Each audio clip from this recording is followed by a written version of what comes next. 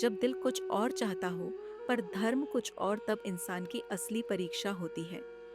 नमस्कार दोस्तों, पिछले एपिसोड में हमने जाना कि धर्म और नैतिकता केवल पूजा पाठ नहीं, बल्कि जीवन के हर मोड़ पर सत्य और कर्तव्य को चुनने की हिम्मत है। रामायण ने हमें दिखाया कि जब रास्ते कठिन हो, तब नैतिकता ही हमारा मार्गदर्शक बनती है।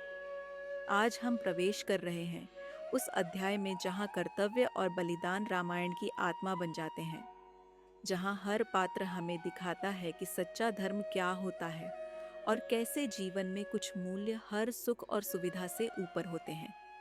राजा दशरथ, जिन्होंने श्री राम को सबसे ज्यादा चाहा, लेकिन जब कैकेयी ने वर मांगा तो एक राजा, एक वचन का पालन करने वाला पिता बन गया। उस दिन उन्होंने अपना हृदय चीरकर अपने पुत्र को वनवास भेजा, क्योंकि उनका कर्तव्य था वचन निभाना।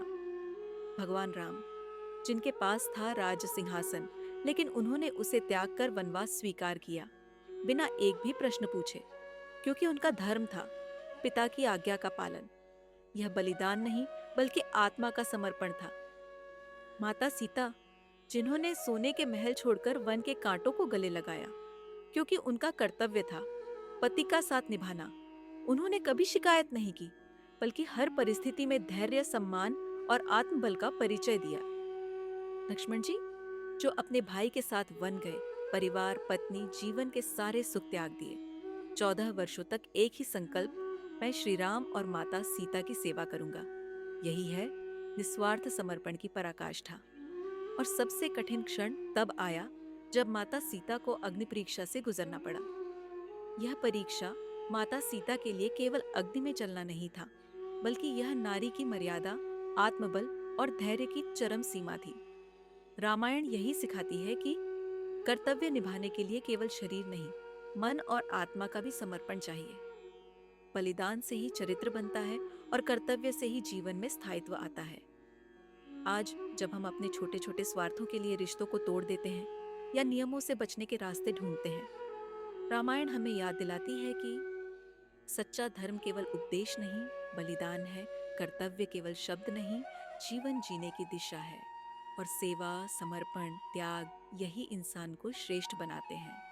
रामायण आज भी कहती है, कर्तव्य को मत टालो, क्योंकि वहीं से जीवन का सच्चा अर्थ शुरू होता है।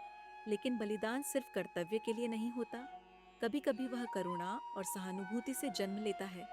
रामायण केवल नियमों की कठोरता नहीं सिखाती, बल्कि वह दिल को भी छूती है, जहां दूसरों के दुख को समझना और बिना शर्त प्रेम देना ईश्वरत्व की पहचान बन जाता है। अगले एपिसोड में हम जानेंगे कि कैसे रामायण की सबसे बड़ी शक्तियों में से एक है दूसरों के दर्द को अपनाना और निष्काम प्रेम से जीवन को देवत्व में बदलना। करुणा और सहानुभूति, यही वो गुण हैं जो एक साधारण इंसान को देवता के समान बना देते हैं। तब तक के लिए जुड़े रहिए और याद रखिए, रामायण केवल एक कहानी नहीं, बल्कि जीवन जीने की एक दिव्य कला है। जय श्री राम।